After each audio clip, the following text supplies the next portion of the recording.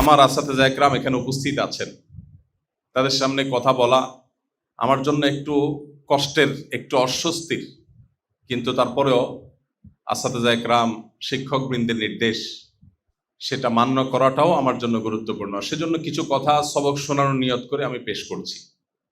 আমাদের হাজী সাহেব যে তেলাওয়াতগুলো করেছেন এর মধ্যে কোরআনে কারিমের একটা গুরুত্বপূর্ণ সূরা সূরাতুল ফজরের কয়েকটি আয়াত তিনি তেলাওয়াত করেছেন।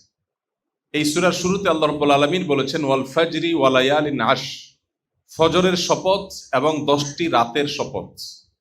আল্লাহ সুবহানাহু ওয়া তাআলা কোরআনে কারিমে গুরুত্বপূর্ণ কিছু বলতে গেলে আল্লাহর বিশেষ মাহাত্ম্যপূর্ণ বিভিন্ন সৃষ্টির নামে, কখনো আল্লাহ তাআলা নিজের জাতে পাকের নামে শপথ করেন। আল্লাহ ছাড়া যদিও আমাদের জন্য, বান্দাদের জন্য গায়রুল্লাহর নামে, আল্লাহ ছাড়া অন্য কোনো কিছুর নামে শপথ করা জায়েজ নাই। নবী করিম সাল্লাল্লাহু আলাইহি ওয়াসাল্লাম বলেছেন মান আরাদা আন ইয়াহলিফা ফালইয়াহলিফ বিল্লাহি আও লিয়াসমুত, কেউ শপথ করলে, কসম করলে আল্লাহর নামে করবে, আর না হলে চুপ থাকবে। আল্লাহ ছাড়া কারোর নামে শপথ করা জায়েজ নাই। কিন্তু আল্লাহ রাব্বুল আলামিনের শান এটা, শুধু তার জন্য এটা স্পেশাল যে তিনি তার বিশেষ বিশেষ সৃষ্টির নামে শপথ করেন গুরুত্বপূর্ণ কথা বলবার জন্য। আমরা শপথ করি সাধারণত সেই সব বিষয়ে যে বিষয়গুলো মানুষের কাছে কিছুটা বিশ্বাসযোগ্য হওয়াটা সন্দেহপূর্ণ হতে পারে, মানুষ বিশ্বাস করতে পারে, নাও পারে, তখন সেটা বিশ্বাসযোগ্যতা সৃষ্টি করবার জন্য আমরা শপথ করি। আল্লাহ রাব্বুল আলামিনের কথা তো সন্দেহের ঊর্ধ্বে, তাহলে আল্লাহ কেন আবার শপথ করেন? তো এর অন্যতম কারণ হিসাবে মুফাসসিরিন ইকরাম যে সমস্ত কারণ উল্লেখ করেছেন তার মধ্যে শীর্ষে একটি কারণ হলো এটি যে আল্লাহ রাব্বুল আলামিন যে গুরুত্বপূর্ণ কথা বলার আগে শপথ করেন, এই কথা এত গুরুত্বপূর্ণ যে এটি মানুষ যদি বলতো তাহলে শপথ করে বলতে হতো, শুধু মানুষকে বোঝাবার জন্য আল্লাহ তাআলা শপথ করেন। তো এখানে আল্লাহ তাআলা 10টি রাতের শপথ করেছেন। এই যে 10টি রাতের শপথ আল্লাহ করেছেন, এই 10 রাত কোন 10 রাত আমরা কেউ কি বলতে পারি? সামনে যারা আছি ওলামা ইকরাম ছাড়া একটু মেহরবানি করে। জিলহজ মাসের শেষ 10 দিন, প্রথম 10 দিন। মাশাআল্লাহ। আর কেউ? মাশাআল্লাহ, মাশাআল্লাহ। আপনারা অনেকে জানেন, বোঝা গেল আপনাদের অনেকের সাথে ইলমের সাথে মোমারাসাত আছে, ওলামাদের সাথে, ওলামাদের দার্সের সাথে, মজলিসের সাথে উঠা বসা আছে। ভালো, মাশাআল্লাহ। আব্দুল্লাহ ইবনে আব্বাস রাদিয়াল্লাহু তাআলা আনহু সহ বিশ্ববিখ্যাত যত মুফাসসিরিন ইকরাম আছেন, কোরআন যাদের কাছ থেকে আমাদের বোঝার কথা, নবী করিম সাল্লাল্লাহু আলাইহি সাল্লাম থেকে অ্যাপ্রুভড কোরআনের ব্যাখ্যাতা যে মানুষগুলো, সেসব মুফাসসিরদের, বেশিরভাগ মুফাসসিরদের মতেই যে 10টি রাতের শপথ আল্লাহ করেছেন সে 10টি রাত হলো জিলহজের প্রথম 10টি রাত। এটাকে আমরা বলতে পারি রমজান মাসের পরে ইবাদতের দ্বিতীয় বৃহত্তর মৌসুম। ইবাদতের সবচেয়ে বড় সিজন হলো রমজান মাস, রমজানের পরে দ্বিতীয় সবচেয়ে বড় সিজন হলো জিলহজের প্রথম 10টা দিন। এই 10 দিনের ফজিলত, এর মাহাত্ম্য, এর তাৎপর্য, এর গুরুত্ব আমাদের সমাজে এত কম উপলব্ধি করে মানুষ যে ইবাদতের এই মৌসুম বড় মাজলুম, এর প্রতি আমরা বড় জুলুমের আচরণ করি। রমজান মাসে আলহামদুলিল্লাহ ভাঙা চূড়া, টুটা ফাটা কিছু না কিছু আমল করবার চেষ্টা মানুষকে দেখা যায়, কিন্তু জিলহজের প্রথম 10 দিন আসলে গোটা দেশে একটা চিত্র শুধু দেখা যায়, সেটা হলো পশু কেনা বেচার হাট আর গরু ছাগলের আমদানি এবং আনাগোনা। এই ছাড়া আর কোনো আমল কি চোখে পড়ে? রমজানে কিন্তু টুপি নায়ালা মানুষের মাথায়ও টুপি চোখে পড়ে, পড়ে কি পড়ে না? অনেক কিছুতে রমজান মাস যে ইবাদতের মাস চলছে তাকাইলে চোখে পড়ে, কিন্তু জিলহজের প্রথম দশকে গরু ছাগল ছাড়া মানুষের কোনো আমল আর চোখে পড়ে না। গরু ছাগলের কেনা বেচা এটাও আলহামদুলিল্লাহ আমলের একটা পার্ট বা অংশ, কিন্তু এছাড়া যে আরো গুরুত্বপূর্ণ অনেক আমল আছে এই দশককে ঘিরে, সেটা আমাদের সমাজ থেকে অনেকটা হারিয়ে গেছে। আমি সৌদি আরবে 10 বছর ছিলাম ওয়াজারাত শুনুল ইসলামিয়ার অধীনে বাংলা ভাষাভাষীদের দাওয়াতের কাজের জন্য। তো সেখানে একটা কালচার আমার খুব মনে ধরেছে, অত্যন্ত পছন্দ হয়েছে, আপনাদের সাথে একটু শেয়ার করি।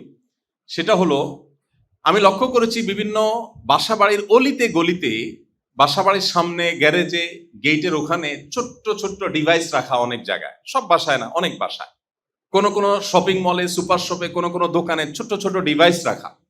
এই ডিভাইসগুলোতে তাকবীর, তাহলিল, তাহমিদ, এই দশকে যেটা বেশি বেশি উচ্চারিত হওয়ার কথা, সেগুলোর অডিও মৃদু ভলিউমে, হালকা ভলিউমে চালু করে রাখা আছে। উদ্দেশ্য, পথচারী বা আশপাশ দিয়ে যারা যাবে তারা যেন এই আওয়াজ শুনে তাদেরও স্মরণ হয়, তারাও যেন তাকবীর ধ্বনি মুখে উচ্চারণ করে আল্লাহু আকবার, আল্লাহু আকবার, লা ইলাহা ইল্লাল্লাহু, আল্লাহু আকবার, আল্লাহু আকবার ওয়ালিল্লাহিল হামদ। আমার কাছে এই জিনিসটা খুব পছন্দ হয়েছে, কারণ সারা বছর জুড়ে আমল তো করা হয় না। এই দশকে নবী আলাইহিস সালাতু ওয়াস সালামের নির্দেশনা আছে এই দিনগুলোতে, জিলহজ মাসে, ফাকতিরু ফিহিন্না মিনাত তাকবীরি ওয়াত তাহলিলি ওয়াত তাহমিদ, এই দিনগুলোতে তোমরা বেশি বেশি তাকবীর করো, আল্লাহর বড়ত্ব প্রকাশ করো, আল্লাহর একত্ববাদ প্রকাশ করো, আল্লাহর প্রশংসা জ্ঞাপন করো। এই নির্দেশ নবী আলাইহিস সালাম দিয়েছেন এবং বলে দিয়েছেন ফাকতিরু, বেশি বেশি করে করো। বেশি বেশি তো দূরের কথা, কম কমও আমাদের দ্বারা করা হয়ে ওঠে না। এই দৃশ্যটা দেখার পর আমার মনে হয়েছে যে আমার নিজেরও গাফেল মন, অবচেতন মন এরকম কোন জায়গা দিয়ে যেতে, যখন কানে আসে তাকবীর, সাথে সাথে মুখ দিয়ে উচ্চারিত হয়, দোয়া আসে, লোকটা আমাকে স্মরণ করিয়ে দিয়েছে। আল্লাহ বলেছেন ওয়াযাক্কির ফাইন্না যিকরা তানফাউল মুমিনিন, স্মরণ করায় দাও, ইমানদারদের উপকারে আসে এতে। আমি গত কয়েকদিন আগে আমাদের বাসার নিচে, আমি ঢাকায় যেখানে থেকে, আমার বাসার নিচে গেইটে এবং আমার বাসার ঠিক সামনে একটা মসজিদ আল্লাহ আমাদের করার তৌফিক দিয়েছেন, ওই মসজিদের গেইটে আর বাসার নিচে দুই জায়গায় দুইটা সাউন্ড বক্স, ছোট্ট সাউন্ড বক্স, মৃদু ভলিউমে, যাতে ডিস্টার্ব হয় না কারোর, পথচারীরা গেলে যেন শুনতে পায় কানে কিছু একটা আওয়াজ আসে। বলেছি যে সারাদিন যত মানুষ যাবে তারা যেন একটু করে শুনতে পায়, মৃদু ভলিউমে একটু তাকবীরের আওয়াজটা চালু করে রাখার জন্য। ওই উদ্দেশ্য যে অন্য মানুষ যদি এটা শুনে একটু তাকবীর পড়ে, আল্লাহ যদি আমাকে একটু সওয়াব দান করে। আপনারা এখানে অনেক নেতৃস্থানীয় ব্যক্তিবর্গ আছেন, অনেক গুরুত্বপূর্ণ ব্যক্তিবর্গ আছেন যাদের সমাজে ইনফ্লুয়েন্স করবার সুযোগ রয়েছে। এই ইনফ্লুয়েন্সিয়াল মানুষজন যারা আছে, আপনাদের কাছে আমার একটা আবদার আছে, আমি লোকটা সামলাতে পারছি না। আজকে ঢাকা জুমার পরেও আমি আবদার রেখে আসছি, আপনাদের কাছে আবদারটা করতে চাই, একটা বিশেষ আবদার করব আমি। এই আবদারটা করার উদ্দেশ্য আমল করা। এটা বলার আগে এত কথা বলে নিচ্ছি এজন্য যে আপনারা এই আবদারটাকে বাস্তবায়নের চেষ্টা করবেন ইনশাআল্লাহ। আবদারটা হলো, আমাদের দেশে কোরবানিকে কেন্দ্র করে যে পশু কেনা বেচার হাট বসে, এই হাটগুলোতে প্রায় সব হাটগুলোতে মাইক লাগানো হয়, কারণ পুরো হাটে অনেক ঘোষণা দিতে হয়, অনেক অ্যানাউন্সমেন্ট করতে হয়, অনেক কথা বলতে হয়, কেউ যেন হাসিলের টাকা ফাঁকি দিয়ে না যায়, ঘোষণা দিতে হয়, নানাবিধ ঘোষণা দেওয়া লাগে, আছে না নাই? আমি খুব সচেতনভাবে লক্ষ্য করেছি, কোন কোন জায়গায় আমার কানে এসেছে যে, মানে আমি নিজে কানে শুনেছি যে এই মাইকগুলোতে ঘোষণার ফাঁকে ফাঁকে বিভিন্ন রকমের গান বাজনা বাজানো হয়। আমি জানি না আপনাদের খুলনা এলাকাতে এরকম কোথাও হয় কিনা, বাট আমি ঢাকায় শুনেছি নিজের কানে।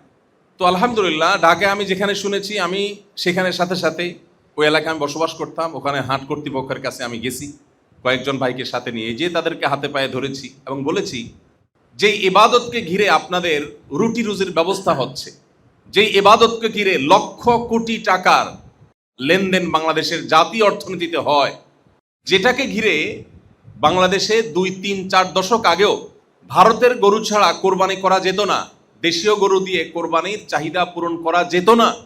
কোরবানির এই ইবাদতের বদৌলতে, এই ইবাদতের উসিলায়, ইসলামের এই গুরুত্বপূর্ণ আমলের বদৌলতে বাংলাদেশ আজ পশু প্রতিপালনের স্বয়ংসম্পন্ন হয়েছে। এর অবদান কোরবানির, অন্য কিছুর না।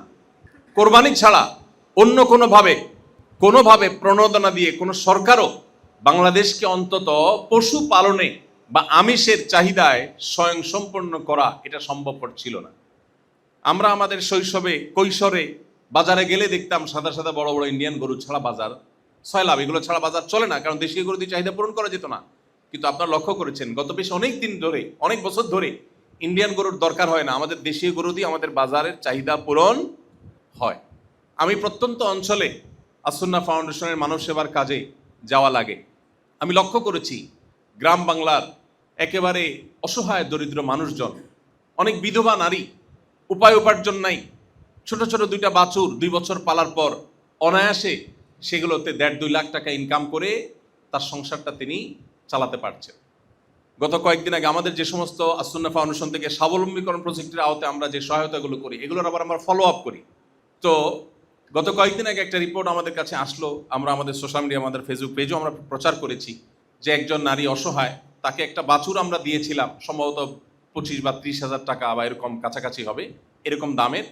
তো 2 বছরের মাথায় এখন সেটা বিশাল বড় ষাঁড়ে পরিণত হয়েছে এবং আলহামদুলিল্লাহ সেটা বাজারে প্রায় 1.5 লাখ টাকার কাছাকাছি, 1 থেকে 1.5 লাখ টাকার মাঝামাঝি এটার মূল্য আশা করা যাচ্ছে তিনি পাবেন।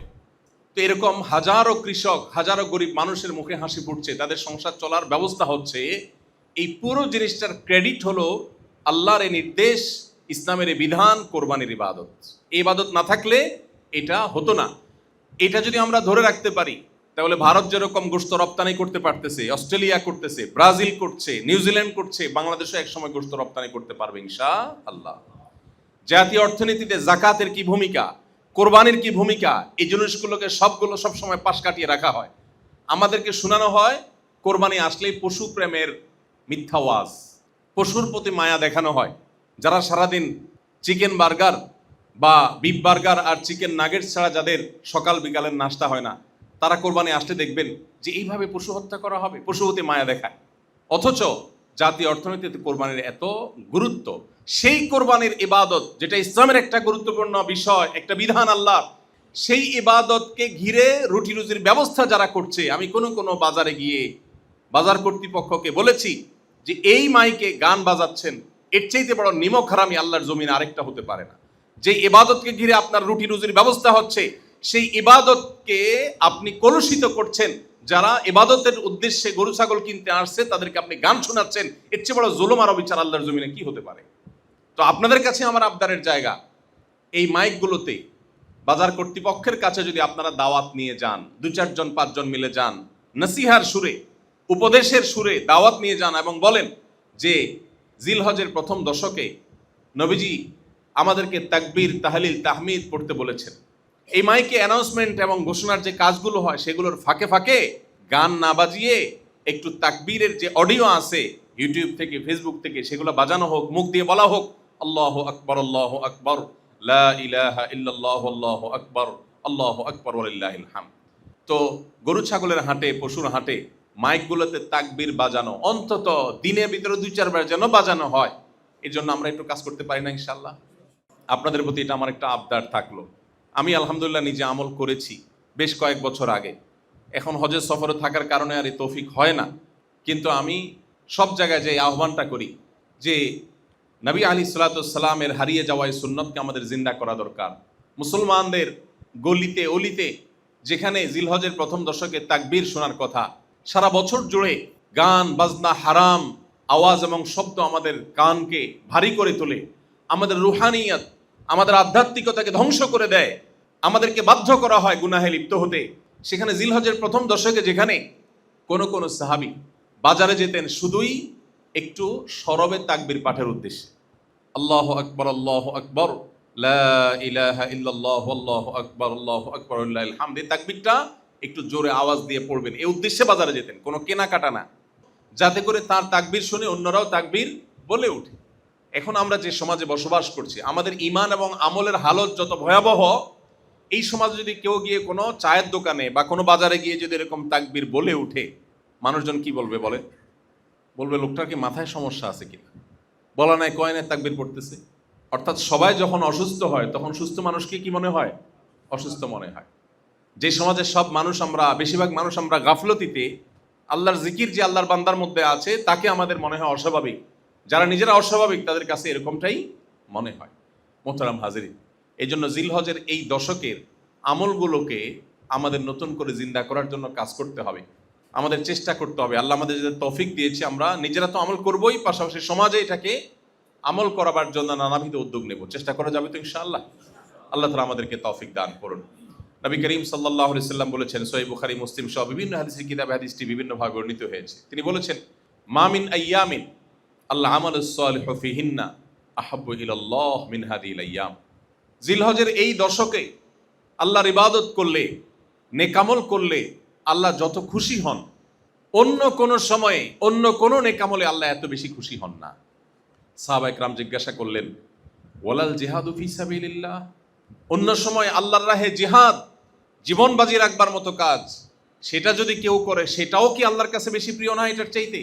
নবীজি বলেছেন, ওয়ালাল জিহাদু ফি সাবিলিল্লাহ, অন্য সময় আল্লাহর রাহে জিহাদ করেও আল্লাহকে এতটা খুশি করা সম্ভব না জিলহজের 10 দিন নেকামল করে আল্লাহকে যতটা খুশি করা সম্ভব। ইল্লা রাজুলুন খারাজা বিমালিহি ওয়া নাফসিহি, কোন ব্যক্তি নিজের মাল, জীবন এগুলো নিয়ে আল্লাহর রাহে বের হলো, জিহাদে বের হলো, এবং এর কোনো কিছুই সে নিয়ে আসতে পারে নাই জীবনও আল্লাহর রাহে কোরবান হয়ে গেছে, সম্পদও খরচ হয়ে গেছে, এর কথা ভিন্ন, তার মর্যাদা সবকিছুর ঊর্ধ্বে। কিন্তু সাধারণ জেহাদে মাশগুল হওয়া মানুষের চাইতেও জিলহজের প্রথম দশকের নেকামল আল্লাহর কাছে বেশি প্রিয়। মোহতারাম হাজিরিন, আমরা কজন মানুষ আছি যে জিলহজের এই দশকের ইবাদত এবং নেকামল অন্য সময়ের চাইতে আমরা বিশেষভাবে যত্ন সহকারে করি? গতানুগতিক দুই একটা কাজ ছাড়া আমরা বেশিরভাগ আমলগুলো করে উঠতে পারি না। তো আমরা এই আমলগুলো করার চেষ্টা করবো তো ইনশাআল্লাহ। আল্লাহ আমাদেরকে তৌফিক দান করুন। হাজী সাহেব মাশাআল্লাহ, আল্লাহ তার মুখ দিয়ে তেলাওয়াত করাইছেন সেই আয়াত, যে আয়াত আজকে আমাদের আলোচ্য বিষয়। তো আমরা যদি এখান থেকে একটু নিয়াত করি, হারিয়ে যাওয়া নবী আলাইহিস সালামের এই গুরুত্বপূর্ণ আমলের নির্দেশনাকে আমাদের জীবনে এখন পরিবারে বাস্তবায়ন করব, আমরা যদি নিয়ত করে ফেলি এবং আমরা যদি শুরু করে দেই, একটা সময় হয়তো জিন্দা হয়ে যাবে, সমাজে ব্যাপকভাবে প্রচলিত হয়ে যাবে। আল্লাহ তাআলা আমাকে এই আমলকে জিন্দা করবার সওয়াব, মান সান্না সুন্নাতান হাসানাতান ফালাহু আজরুহা ওয়া আজরু মান আমিলা বিহা, কেউ কোনো ভালো আমল, নেক আমলের ধারা যদি কেউ চালু করে দেয়, যত মানুষ পরবর্তীতে করবে আল্লাহ তাআলা এমএলএম পদ্ধতিতে তাকে তার সওয়াব দান করবেন। অতএব আমরা এই আমলটা করার জন্য চেষ্টা করতে পারি তো ইনশাআল্লাহ। সচেতনভাবে আপনি যখন বাসায় ঢুকছেন, সালাম দিয়ে প্রবেশ করেছেন, আপনার বাসার লোকজন বিভিন্ন চিন্তায় মগ্ন আছেন, একটু মৃদু কণ্ঠে তাকবীরটা পড়লেন, উদ্দেশ্য তাদের জন্য স্মরণ হয়। তার আগে একটু আলোচনা করলেন বাসাগুলোতে এখন দিনই আলোচনার হালাকা, তালিম এগুলো উঠে গেছে, বরকত চলে গেছে। বেশিরভাগ প্যারেন্টস এবং অভিভাবক দিন তার সাথে কবর নিয়ে যাচ্ছেন, সন্তানদের মধ্যে রেখে যেতে পারছেন না। হাজী সাহেবের কাছ থেকে আমি প্রায় শুনি ওনার আব্বার কথা, জনাব আকিজউদ্দিন সাহেব, আল্লাহ তাআলা তার প্রতি রহম করুন। উনি ওনার ছেলেদের নামাজের জন্য নাকি ভোরে মার দিতেন, ফজরের জন্য। উনি বলেন যে একদিক থেকে ধরে মায়ের শুরু করতেন, মানে ডাকা শুরু করতেন, না উঠলে পিঠা শুরু করে দিতেন। এক মজলিসে ওনার সব ভাইরা ছিল, তো ওখানে আমার সামনে উনি জিজ্ঞাসা করতেছে একবারে, তুই কতদিন অজু ছাড়া নামাজ পড়ছিস বাবার মায়ের ভয়ে? মায়ের খেয়ে দৌড় দিয়ে নামাজ দাঁড়াইছে অজু ছাড়া। এখন ওনাদের সব ভাইগুলো পাঁচ ওয়াক্ত নামাজি এবং বেশিরভাগ ভাইগুলো মাশাআল্লাহ দিনকে মহব্বত করার চেষ্টা করে, ওলামাদের মহব্বতের চেষ্টা করে। আমার অবাক লাগে, ভালো মন্দ মিলায় মানুষ, ওনাদের সব কিছু তো আমি জানি না, কিন্তু ভালোটা আমার চোখে পড়তেছে যে বাপ সন্তানদের মধ্যে দিন রেখে যেতে পেরেছেন, এই জায়গায় উনি সফল। অন্য জায়গায় ওনার ব্যর্থতা থাকতে পারে, এই জায়গায় তিনি সফল যে তার দিন তার সন্তানদের মধ্যে রেখে যেতে পারছে। কিন্তু আমরা আজকাল বেশিরভাগ মানুষ আমাদের সন্তানদের মধ্যে দিন রেখে যেতে পারছি না। এমন ফিতনা আমাদেরকে ছেয়ে ফেলেছে, ওয়াল্লাহিল আযীম, শত সহস্র অভিভাবকদের কান্না অনবরত আমার কানে আসতে থাকে।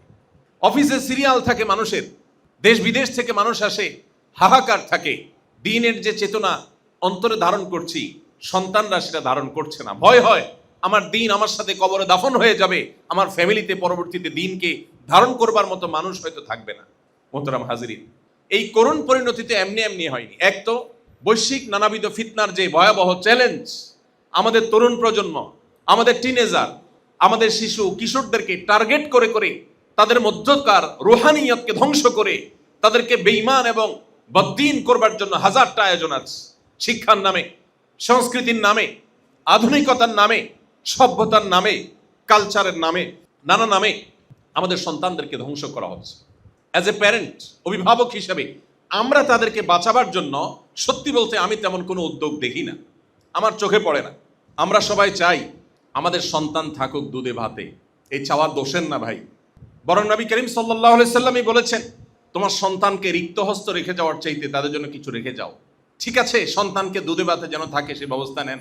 ভাইরা আমার, এর চাইতে বড় গুরুত্বপূর্ণ বিষয় হলো আমার সন্তান যেন থাকে ঈমান আমলে। দুধ ভাতের যদি অভাব হয়ও জীবন পার হয়ে যাবে, ঈমান আমলের যদি অভাব তার মধ্যে হয় ধ্বংস অনিবার্য। মোহতারাম হাজিরিন, জিলহজের প্রথম দশক উপলক্ষে আসেন পরিবারের ছোট ছোট মজলিস করি, একসাথে খাওয়াই তো উঠে গেছে। আলহামদুলিল্লাহ, আমি সংগ্রাম চালাই আমার পরিবারে, সংগ্রাম, যুদ্ধ করার চেষ্টা করি বাচ্চাগুলো যাতে সঠিক পথে থাকে। এরপরে তো হেদায়েতের মালিক আল্লাহ তাআলা।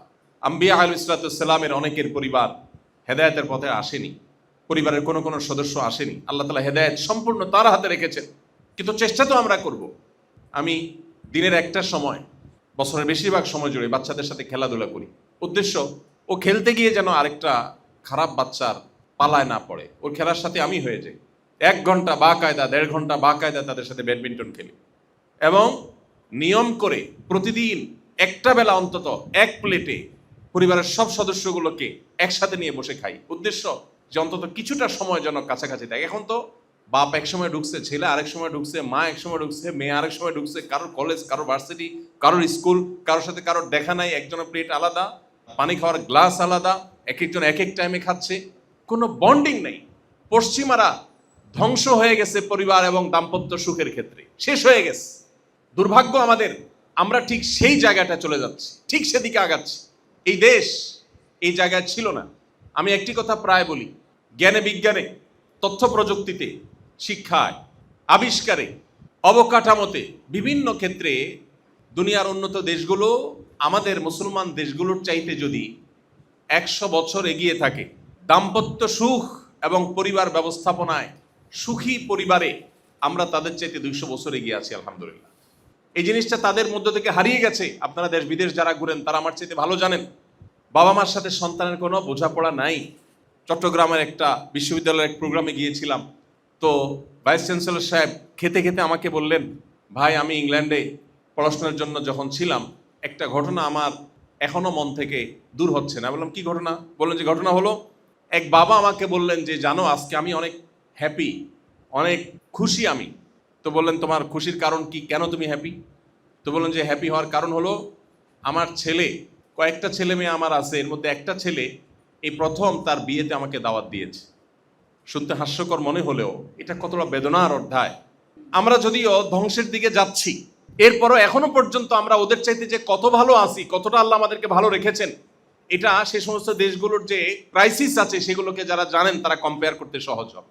মোহতারাম হাজিরিন, এই জন্য আমল এবং ইবাদতের মৌসুমগুলোতে অন্তত বিশেষভাবে আর সারা বছর জুড়ে সাধারণভাবে পরিবারকে নিয়ে একটু তালিমের ব্যবস্থা করি। বাসা একটা সময় একটু একান্ত আলাপ উঠাই, একটু পাঠচক্র করি, গ্রুপ স্টাডি করি, একটু তালিমের মজলিস করি, সন্তানদেরকে একটু বাঁচাবার চেষ্টা করি। আল্লাহ রাব্বুল আলামিন আমাদের সন্তানদেরকে ভয়াবহ ফিতনা থেকে বাঁচাবার তৌফিক নসিব করুন। এই যে দ্বীনি মাদ্রাসাগুলো, এই মাদ্রাসাগুলোর অবদান আমাদের অনেকের চোখে পড়ে না। আমরা মনে করি বৈষয়িক অগ্রগতিটাই সব কিছু। এই মাদ্রাসাগুলো আমাদের মনুষ্যত্বকে টিকিয়ে রাখবার জন্য প্রাণপণ লড়াই করে চলেছে। বিশাল স্রোতের বিপরীতে বালির বস্তা নিয়ে এই মাদ্রাসাগুলো দাঁড়ায়। একটুনি সমাজকে ধ্বংসের হাত থেকে রক্ষা করা যায়। যেটুকুন বিলম্ব হয়েছে আমাদের ধ্বংস, সেটুকুন এর পুরো অবদান, পুরো ক্রেডিট হলো এদেশে ওলামা একরামের এই সমস্ত দ্বীনি প্রতিষ্ঠানগুলো। আল্লাহ আমাদেরকে বোঝার তৌফিক নসিব করেন।